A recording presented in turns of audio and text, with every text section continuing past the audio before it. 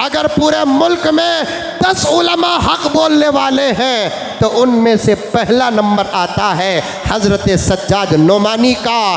कसम अल्लाह की, मौत देखकर अगर कोई बयान करता है उसका नाम है सज्जाद नोमानी। कसम अल्लाह की, मुझे तो यूँ मालूम होता है ये एक हीरो था जो सहाबा के ज़माने में पैदा होने के बजाय इस ज़माने में पैदा हुआ है। मैं तो यहाँ तक कहता हूँ सज्जाद नोमानी हिम्मत का तर्जुमा है, सज्जाद नोमानी जुर्रत का तर्जुमा है, सज्जाद नोमानी हक का तर्जुमा है। अल्लाहुम्मा सल्लि अला सय्यिदिना व मौलाना मुहम्मदिन। लेकिन हम बेखबर हैं, बेखबर बेखबर बेखबर। मजलूमों की हमदर्दी पर बात करना भी पाप समझा जा रहा है। हर आए दिन रोज़ाना हज़ारों घर ज़मीन बोस हो रहे हैं। हक की आवाज़ और साथ, अरे कुछ नहीं कर सकते तुम, मुझे मालूम है मैं भी कुछ नहीं कर सकता, क्या हम दुआ नहीं कर सकते? हज़रत मौलाना सज्जाद नोमानी दामत बरकातुहुम अपने घर का वाक़या बयान करते, दुआएं करो, रोज़ा रखो, रोज़ा रखो। फ़लस्तीन की हालत पर रोज़ा रख कर अल्लाह के दरबार में दुआ करो, दुरूद पढ़कर दुआ करो, सदक़ात करके दुआ करो, रातों में तहज्जुद पढ़कर दुआ करो, मजलिसें मुनक़िद करके दुआ करो। किसी से क्या डर है?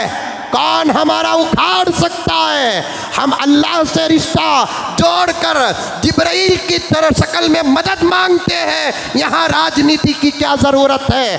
हम बाहर कुछ नहीं करेंगे, जुलूस नहीं निकालेंगे, एहतिजाज नहीं करेंगे, मदारिस में दुआ होना है, मसाजिदों में दुआ होना है, ख़ुनूत नाज़िला पढ़ना है, सदक़ात कर कर के दुआ करना है। मौलाना सज्जाद नोमानी दामत बरकातुहुम अल्लाह उनकी उम्र में बरकत अता फरमाए। आज अगर पूरे मुल्क में 10 उलमा हक बोलने वाले हैं तो उनमें से पहला नंबर आता है हज़रत सज्जाद नोमानी का।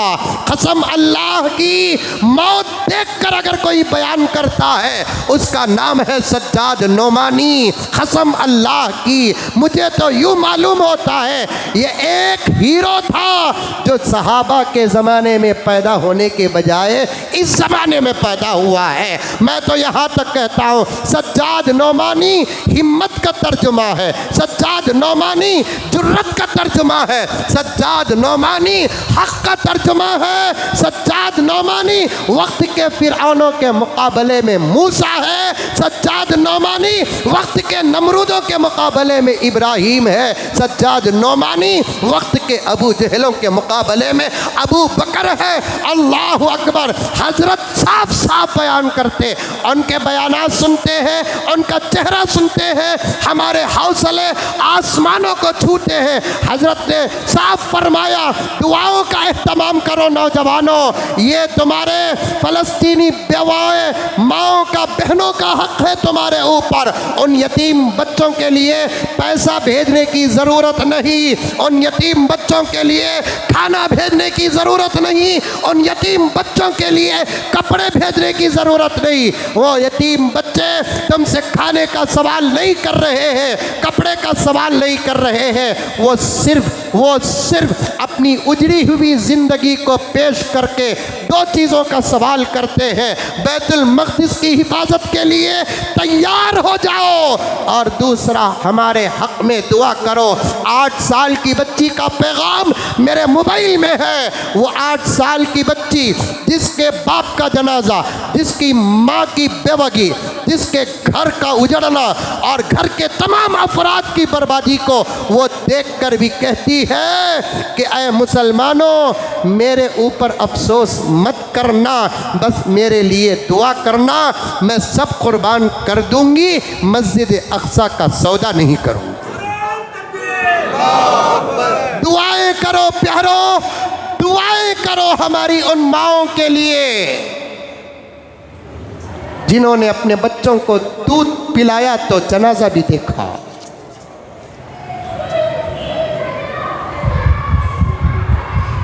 जिन्होंने अपने मासूम बच्चों के उम्मीदों पर अपने बुढ़ापे को बाकी रखा, आज उनके घरों से उनके मासूम बच्चों के जनाजे उठ रहे हैं, वो पीछे कदम नहीं उठा रहे हैं। मैं कहता हूं कि फ़लस्तीन, हम तुम्हारे साथ हैं। मस्जिद अक्सा, हम तुम्हारे साथ हैं। हमारी पहुंच नहीं, वरना हमारे पहुंचने में देर न होती, हमारे पहुंचने में देर न होती। तुम्हारे हाथ में जो ताकत है वो ताकत इख्तियार करो, ताकत इख्तियार करो। हज़रत सज्जाद नौमानी दामत बरकातुम फरमाते हैं, हज़रत के वालिद हज़रत मंजूर नौमानी, हज़रत की उम्र 12-13 साल। हज़रत के घर में एक बूढ़ी मुसलमान औरत काम करने के लिए आती थी। वो हज़रत से बड़े अदब और पर्दे के साथ पूछती, बड़े मियाँ, आज के अखबार में फ़लस्तीन का क्या हाल है? अरे काम करने वाली सादी सीधी औरतों को फ़लस्तीन की फ़िक्र थी, हम बैल भैंस की तरह बढ़ गए, हमें कोई फ़िक्र नहीं है, कोई फ़िक्र नहीं है। बूढ़ी औरत पूछती, हज़रत वाला, आज के अखबार में बड़े मियाँ क्या हाल है फ़लस्तीन का? एक मरतबा हज़रत मंजूर नौमानी रहमतुल्लाहि अलैह ने पूछा उस बूढ़ी से, अम्मा तुझे क्या लेना देना, तू क्या कर सकती है? खबर सुनकर तू क्या कर सकती है?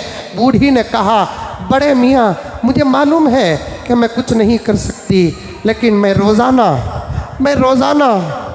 मेरे घर में रोटी पकाकर, एक रोटी पकाकर मैं, अरे बेहिस मुसलमानों,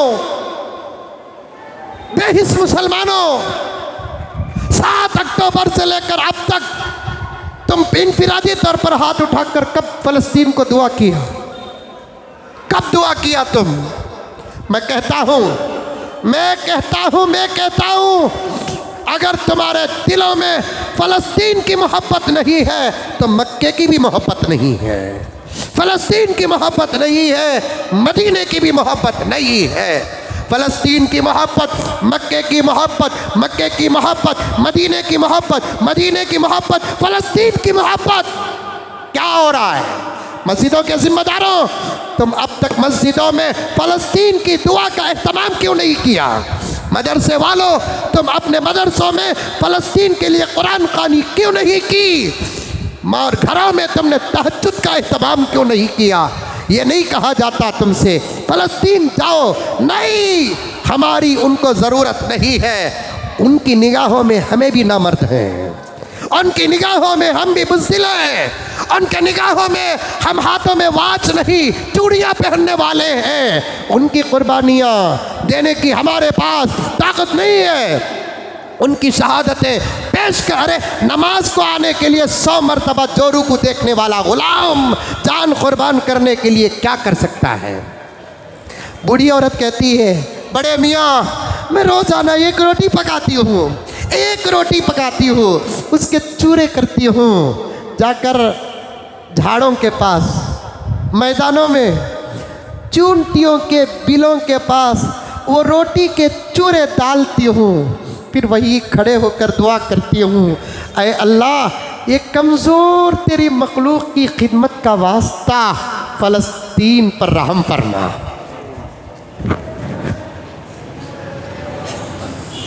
ये कमज़ोर तेरी मखलूक की खिदमत का वास्ता वसीला फ़लस्तीन पर रहम फरमा। हम भी यही दुआ करें, दुआ करो, आज 2 रकात नमाज पढ़ो।